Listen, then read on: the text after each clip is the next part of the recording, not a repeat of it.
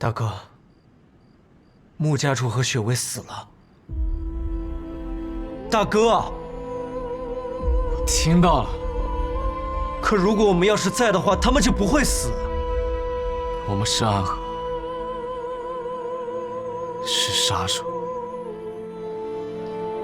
生死对于我们而言，本就是朝夕之间的事情。所以在大哥心中，我们暗河的子弟，仍然还是所谓的杀手吗？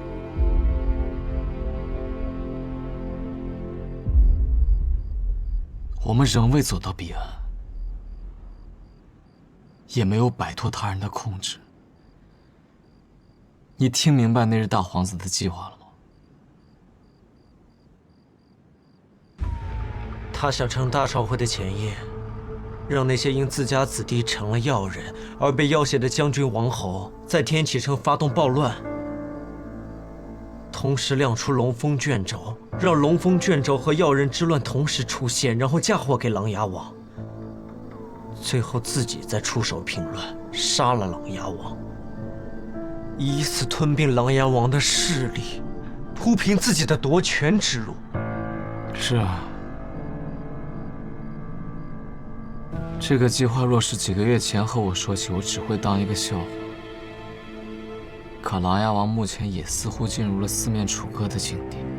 战场之上，雷蒙沙败退洛雷山；朝廷之上，皇帝也不像从前那样信任他，而他的身边，几大守护也纷纷离去。所以大哥，你就选择了更有利的一方吗？唯利是图，从来都是我最大的优点，不是吗？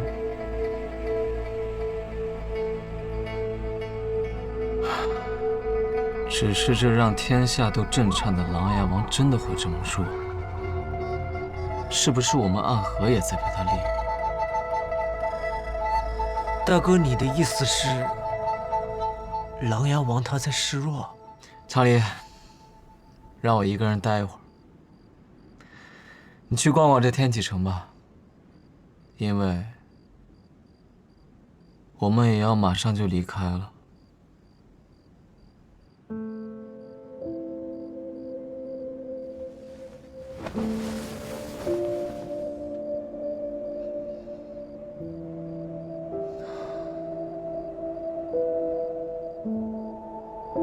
确实是一座令人垂涎的城池，尤其是这入夜之后，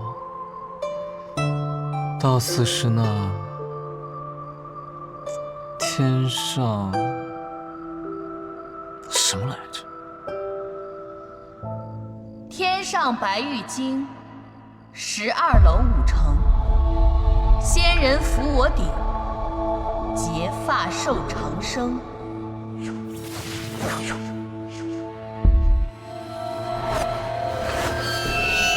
天启城到底是天启城，独自一个人坐在高楼上看着月亮，结果一个转头就碰上了一位剑仙，雪月剑仙李寒衣。你要再敢动一下，我的这把剑恐怕就要见血了。雪月剑仙为何来天启城啊？那大家长又为何来天启城？我们可是为了同一个人而来。琅琊王，大家长锋芒愈盛，几日之后若有机会，再试一试高下。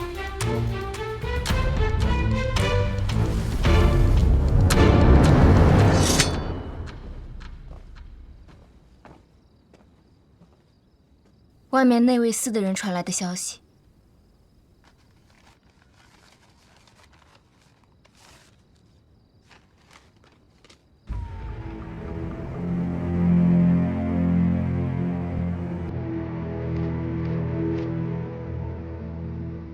果然，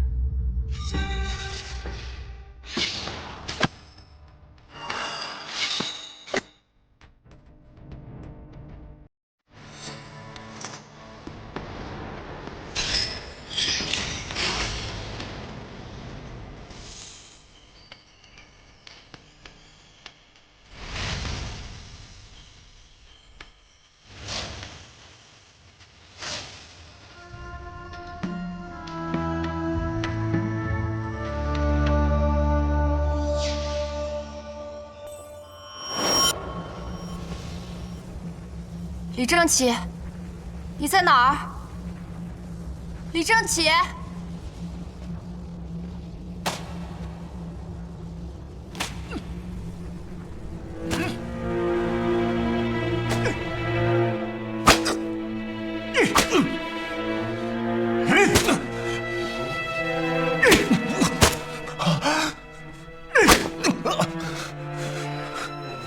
我怎么生了你这么个没出息的东西？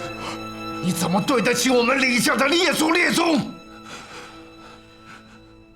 废物！你简直就是废物！难怪逼的儿子寻求这样的方式来提升自己的力量。那我看着他护着自己儿子的力量，还以为会是个慈父呢。父亲，我一定会拿下吉林演武的，我一定会拿下副将之职，你一定要相信我。好，那我就等着你的好消息。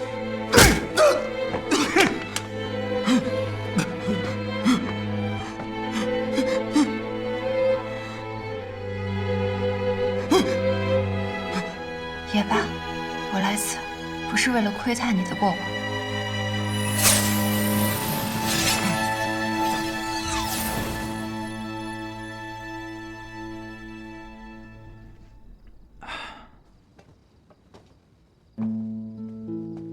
怎么样？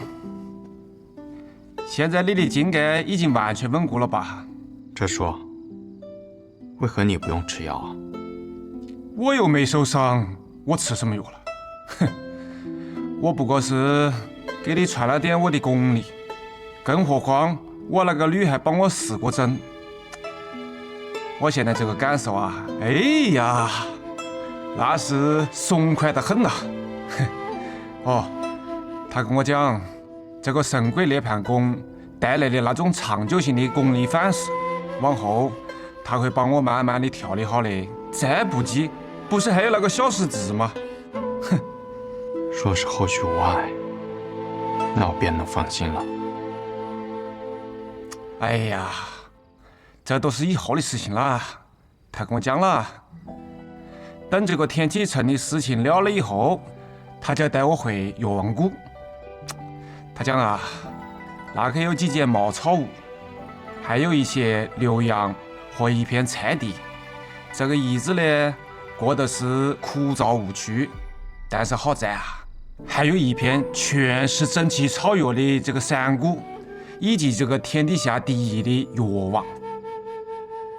哦，他还讲啊，只要他们两个人合力，哼，哪怕是这个河北无常来索命，那也要等个几十年不？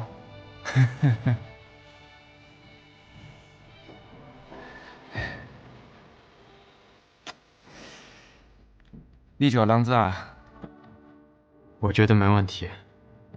两位神医同时医治，哲叔定能完全康复。哎，不是，我讲的不是这个，我问的是，你觉得回药王谷怎么样？你不看吗？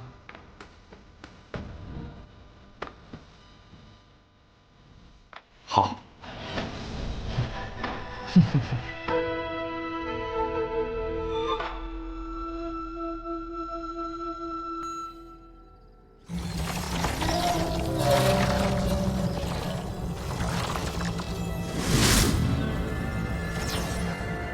原来成为药人之后，就是这种感觉，实在是令人惊骇。今日就先到这儿了。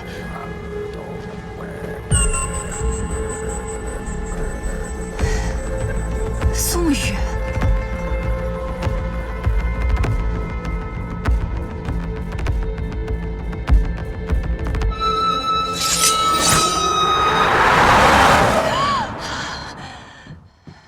师父。没事。李正启没有见过苏沐雨，所以方才那不是他的心魔，是我的心魔。龙凤现，天地变，风云起，琅琊殿，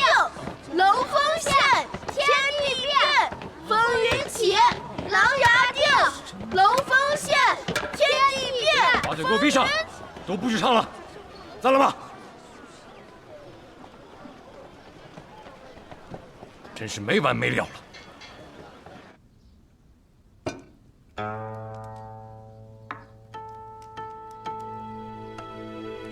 王爷，明日便是大朝会了，可是不知道为何，今日满大街的小乞丐都在唱那句歌谣，大街小巷的墙上也被人涂满了这些字。坊间都说，明日的大朝会便是你琅琊王在百官面前登基的日子。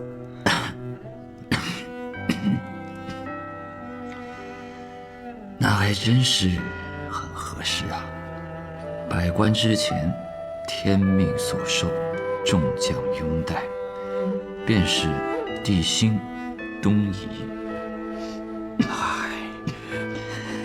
还有，王爷麾下的好多将军啊，都传来密信了。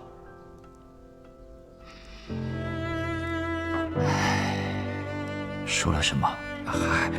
那是他们给王爷的密信，我怎么敢看？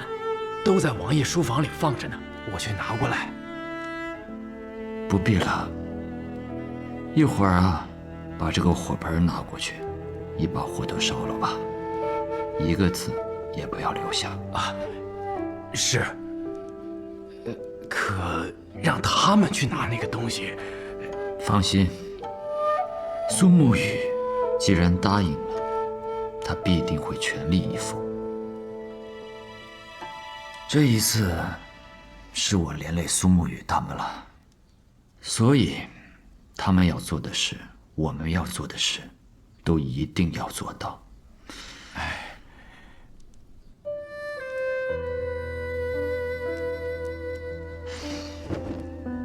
去把我的球衣拿来吧。王爷要出门，该入宫了。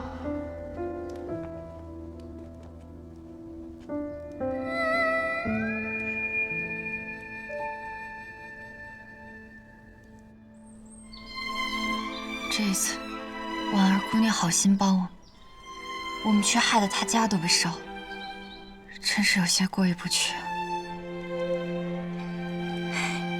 师父，宇哥就猜到你会这么说，所以趁你配药的时候，特地交代我了，说暗合之后会陪婉儿姑娘一个大宅子。反正嘛，那黄泉当铺里有的是钱。师父，这已经是最后一步了吧？这次药成，那药人之毒就可以解了。自然。师父，为什么要分2壶药啊？我看这里面药材都不一样，你那边那么浓，而我这边清澈的就像是泉水，我还以为我就是在烧水呢。这一壶是治疗药人之毒，而那一壶我自有用处。原来如此。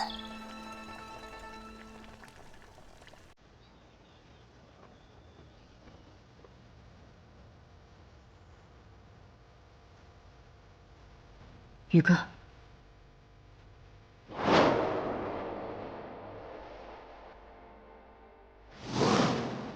就在今夜，长河如今还是没有消息。宇哥，今天安和岂不是只有你一人出手？是的，今夜便只我一人，斩鬼灭影破光，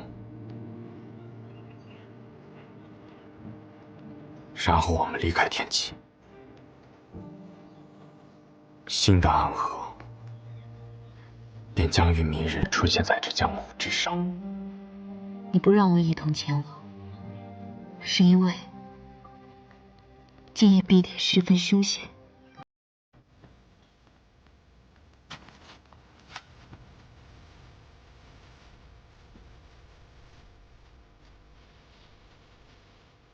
是，今夜之事会很凶险，生死只在一瞬之间。可这是我带领安和选择了这条路，所以当路行至顽石阻拦之时，也当有我时间劈开。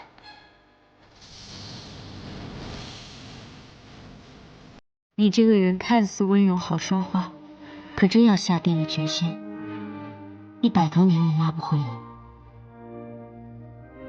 不过宇哥，你跟之前有很大不同。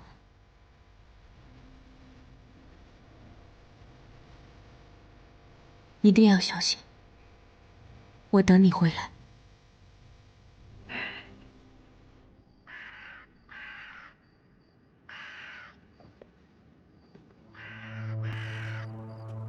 夜风寒凉，外面又有鸦叫，为何不关上窗子，挡住这晦气？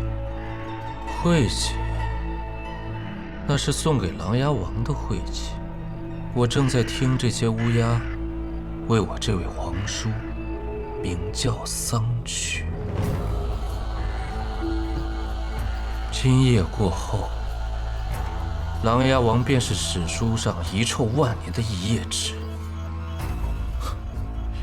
意图谋逆，然后为了要挟朝中重臣，绑架他们府上的公子，还给他们下了毒，更是意图利用这些公子，打造一支不眠不休的军队。啊，真是恐怖啊！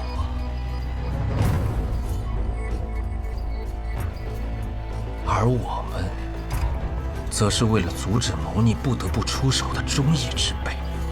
这一次，我不会再输了，因为他气数已尽，孤立无援。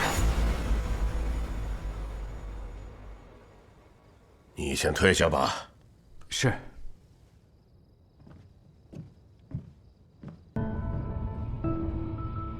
白日里，和我们一起为大皇子办事的皓月君死了，是任务失败后死于蛇毒，用来灭口。所以你这孙儿是误伤其类，兔死狐悲了。哎呀，母兄，慎言。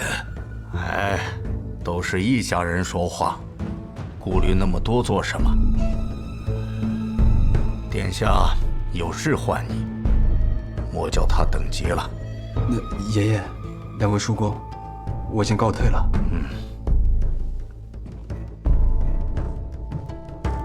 母兄啊，快快请坐。等明日殿下坐上那个位置，我们立下从龙之功。你这孙子可以随新的柱国将军，也就是典将军出征时，便能明白你的良苦用心了。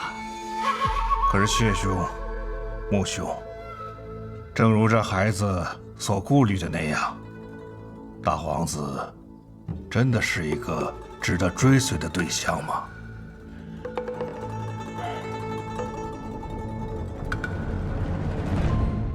为何不是？大皇子乃天皇贵胄，皇室正统，正乃光明所在。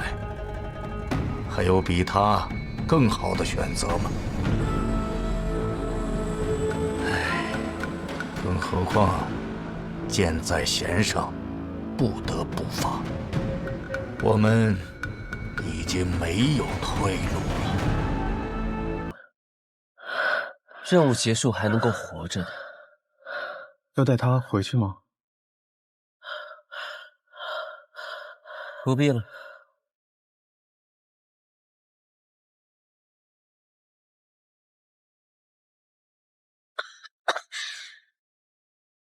都快死了，17号，欠你一只手，还你一条命，算你赚了。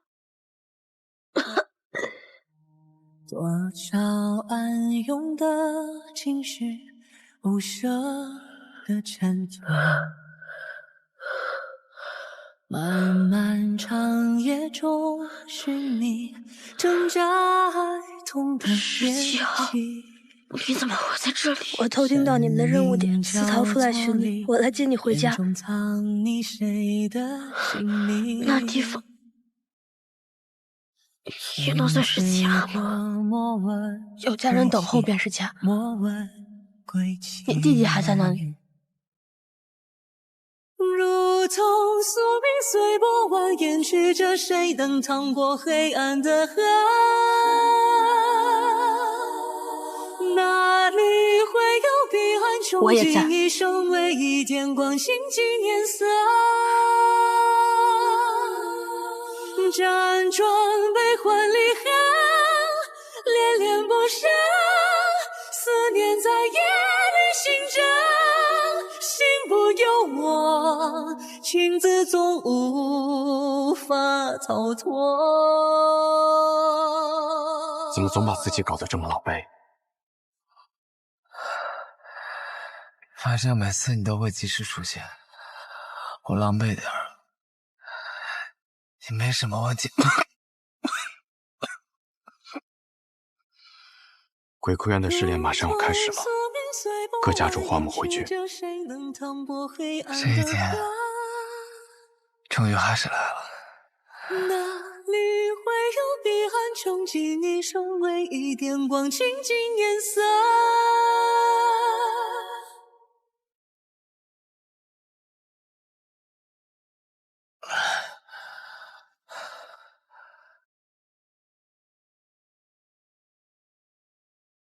想必你们已经有所了解，待会儿时辰一到，你们就会前往鬼窟渊。每组10个人，只允许留下1个。第一组86号、18号、74号、42号、34号、26号、17号。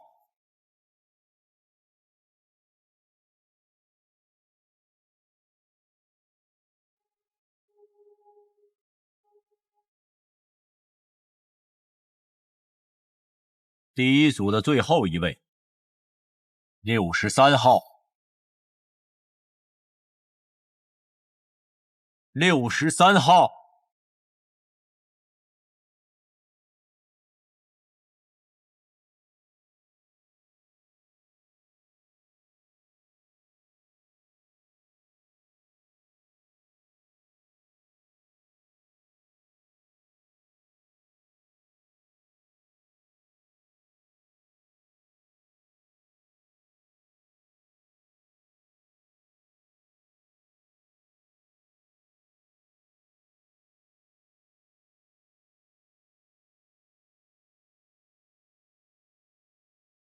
谁惹了木秋兄啊？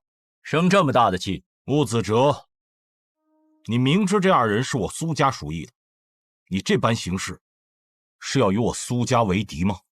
别给我扣这么大的罪名，我可不敢。我只是在尽我总教习的职责罢了。职责？不把过强的2个人放在同一组，这是3家都默认的。你就不怕我上报提魂殿吗？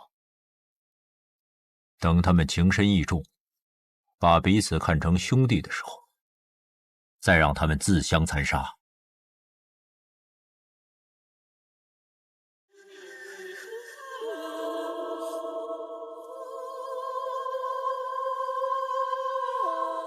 活则在一起，不要走散了。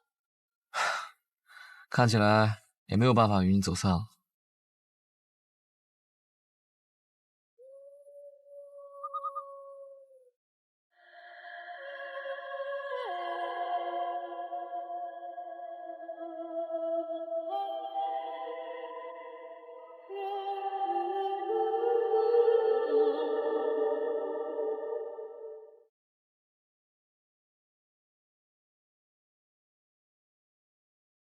全都来了。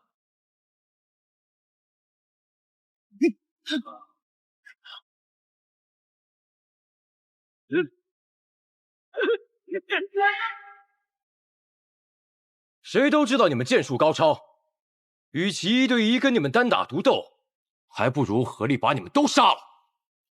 我们剩下的再斗，还有几分生气。那便来吧。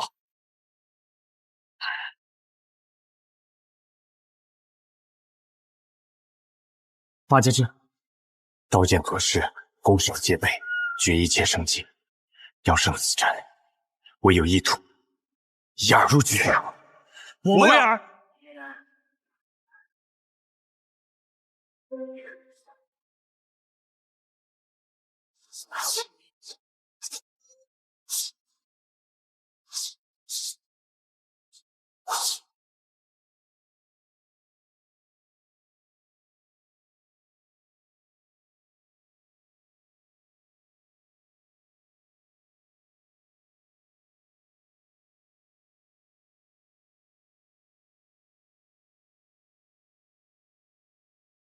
要破八节阵，唯有牺牲一人才能找到突破之口。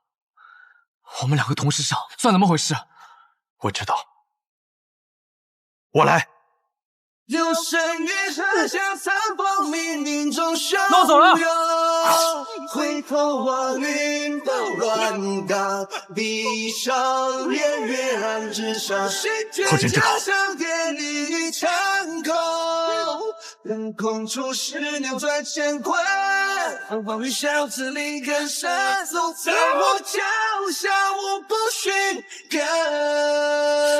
这一生不爱也不恨，经历穿越大河，众生一夜的人满泪痕。你留了珊瑚中身份，请忘记我是谁，因我也是我们。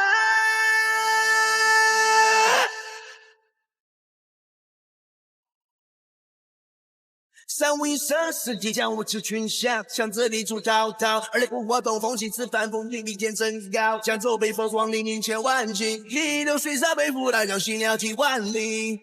刀光剑影出鞘，一波好人仰天长啸，手如履薄冰，谁弹起恨命，传至光明，无悔脚下不胜履。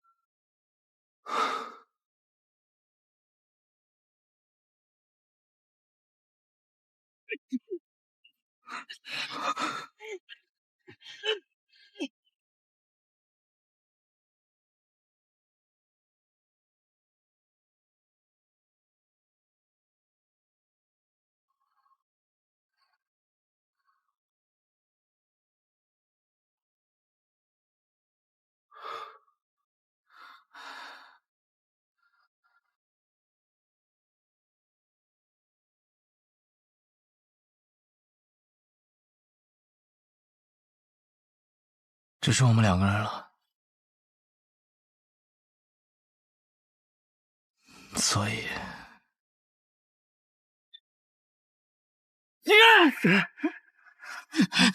你疯了吗？你这疯子，停下来！我跟你说过，你的恩情，我迟早会还的。我不需要你还。你此前替我做点灯童子的时候已是还了。暗河的规矩，10个人只有1个人能走出鬼窟园，成为3家之人。你若不成我的情，我们2个人都得死。一定会有办法的。我去和他们说，他们享有最顶尖的刺客，而我们俩是他们这些年里遇到最好的种子。他们不会愿意就这么失去我们的。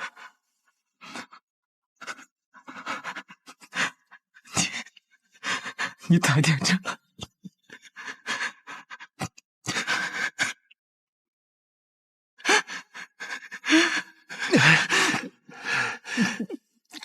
你把手放开！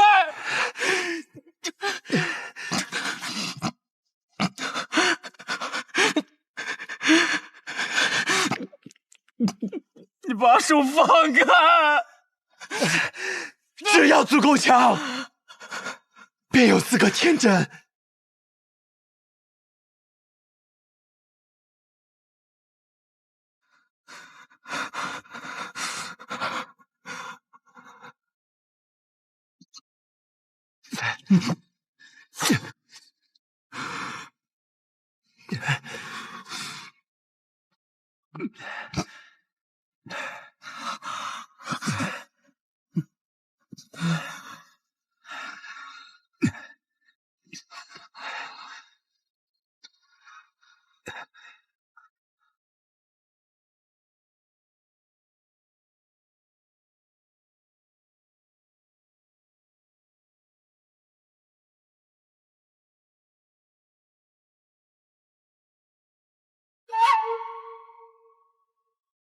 谁进来？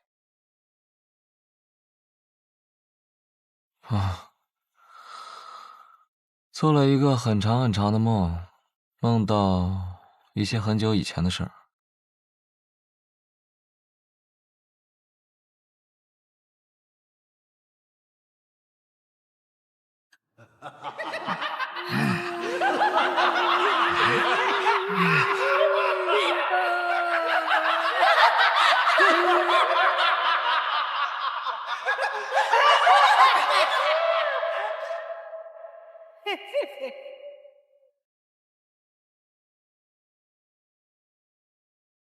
邪魔外道，勿近勿深。我们是邪魔外道，难道你们要救邪魔障？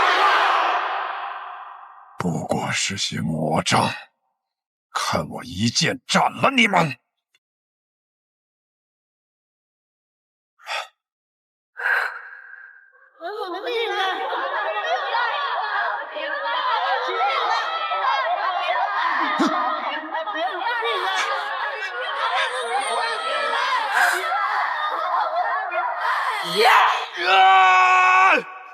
不好！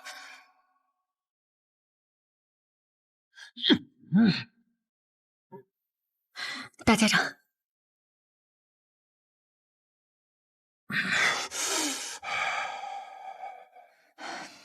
人在虚弱时，邪气便会找机会侵染人的身子。做噩梦是正常的事，大家长不必担心。大家长可还安好？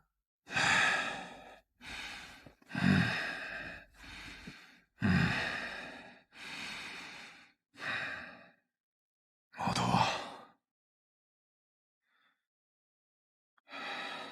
是。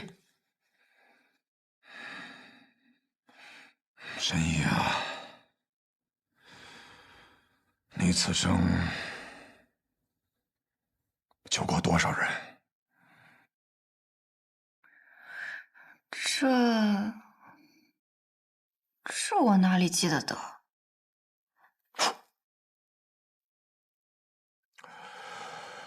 加上唐二老爷，我此生杀过832人，很多人，我甚至不记得他们是谁，但心底里总会有一个声音告诉我，那是我杀过的人。其实我不怕这样的梦。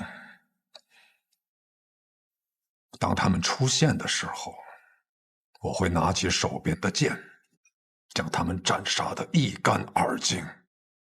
我既然杀得了他们一次，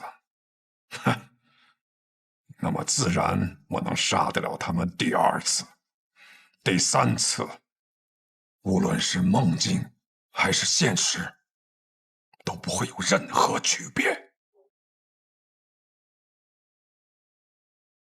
但这一次，当我拔剑的时候，发现手里的剑已经断了，需要让沐雨快些回来。难道大家长就不害怕他在这个时候背叛你吗？不会的。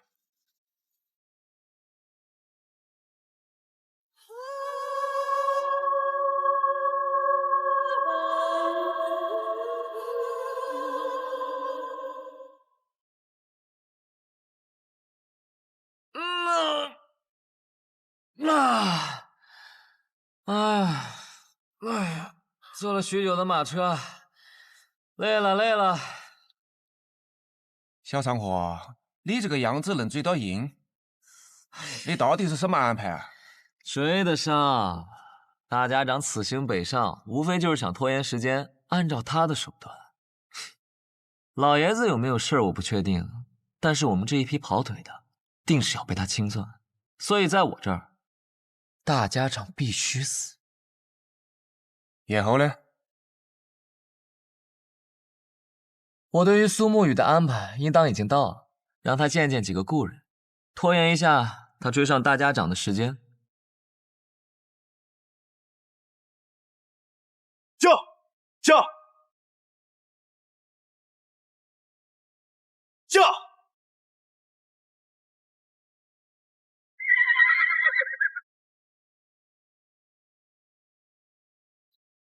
昌黎，宇哥，好久不见了。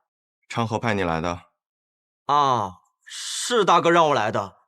他说让我拦住你，实在不行就哭到你心软。他是不是觉得我不会杀你？他自以为能猜透我的心，可我杀过这么多人，我也有无法控制住自己杀心的时候。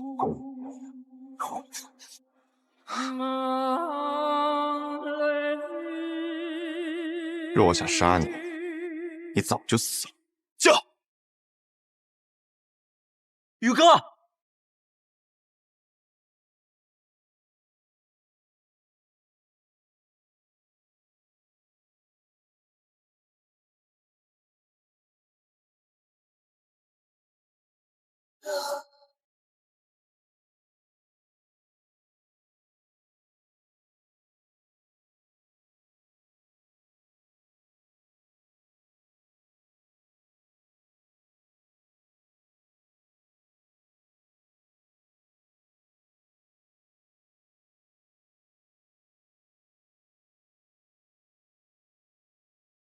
老师，你口中的老师这2个字，放在我的身上，我可不敢当。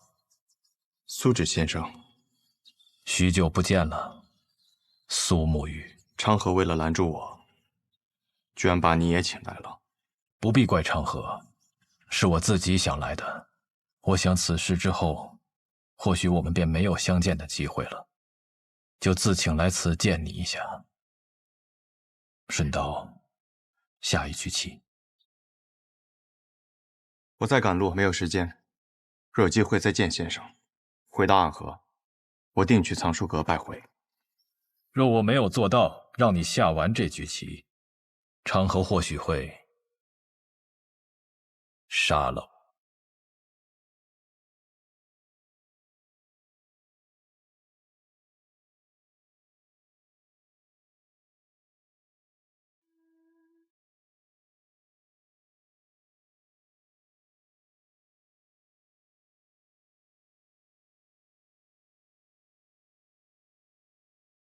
先生来此，是想劝我和昌河联手。你们是暗河这100年来最不可思议的搭档，一起联手破过许多危局。这一次，我相信你们一样可以做到。我听昌河说，4年前你们做过一个决定，他当上苏家家主，你当上大家长，成为执掌暗河的新主人。那他有没有说过？我并没有回答他的决定。大家长他值得你这样做吗？这个问题的答案重要吗？沐雨，当你用一个问题来回答另一个问题的时候，就代表你的内心并不坚固。可这问题没有答案，只有选择。我在苏家待了将近10年，昌河与我更是从同一座炼炉当中走出来的师兄弟。准确的说，我们都是家人。昌河那样的人，可不会把老爷子他们当作家人，他只是把你当做家人。可如今我是亏。我的父亲曾教过我，承诺是比生命更重要的东西。先生您也说过，没了承诺，收了钱的刺客便会因为更多的钱而转头去杀自己的主顾。那么到最后秩序变乱了，刺客便没有存在的理由，暗河也没有存在的必要。你很聪明，但有时候太过于执拗了。已经沦为杀人的棋子，若心中还不存在点执拗，那么活着也像是死了。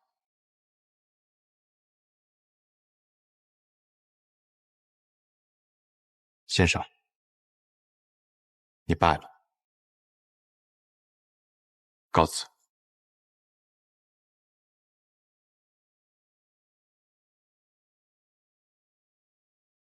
宇哥，你赢不了的。三家家主对大家长这个位置觊觎很久，这个机会他们不可能放过。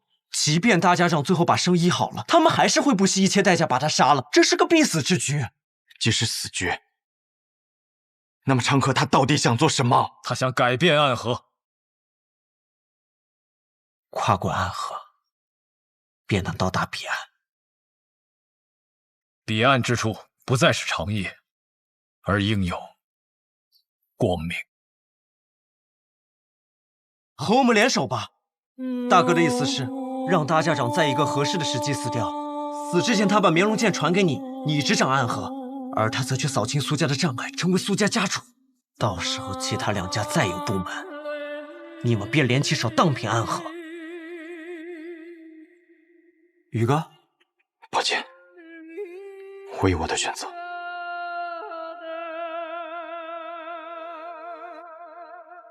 大哥说了，若你拒绝，那他就自己当这个三家之主，到时候不管谁挡在他面前，他都会杀死，包括你，他这一生最好的朋友。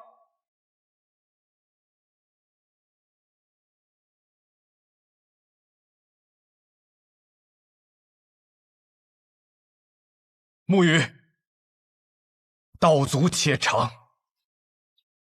行则将至，驾！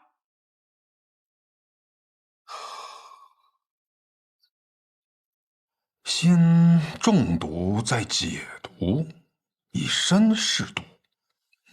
倒是有种不疯魔不成活的意思。只是我不太明白，为了几张银票，神医愿意为我以身试毒？自然是不愿意啊，我又不傻。不过我有一个办法，既能感同身受的了解大家长体内的毒，但同时又不会死。什么办法？移魂大法。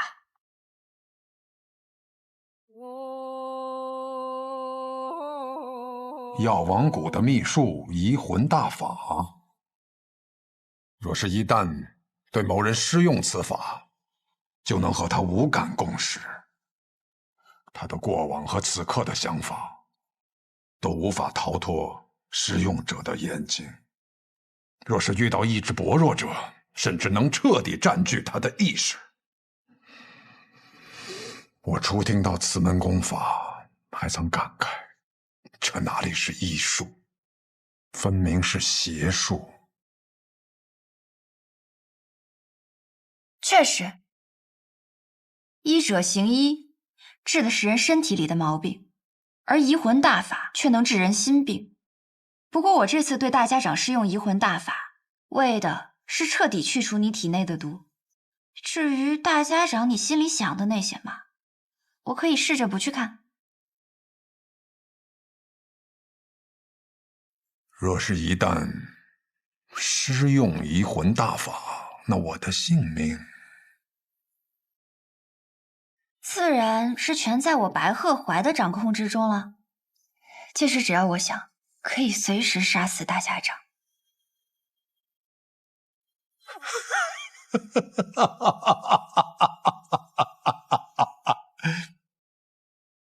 我想试试。大家长能活几日就让他活几日吧，反正我们抓紧时间找机会，先把那小神医给杀了就是。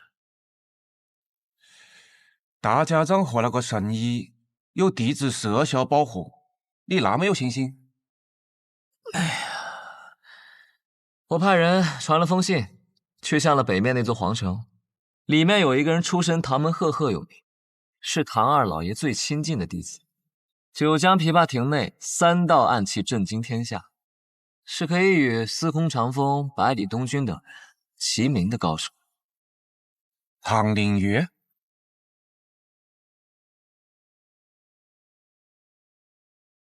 我不知道大家长为什么要杀唐二老爷，但我知道唐二老爷死了，最想报仇的人一定是唐灵月。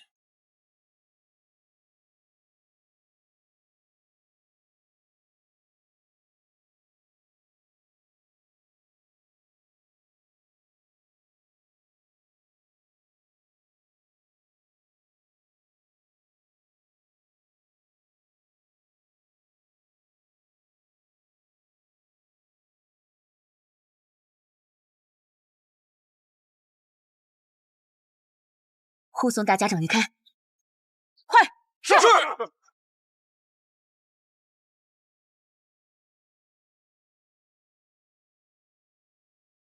难得有片刻喘息，又要赶路逃命了。等你治好我，便无人敢来了。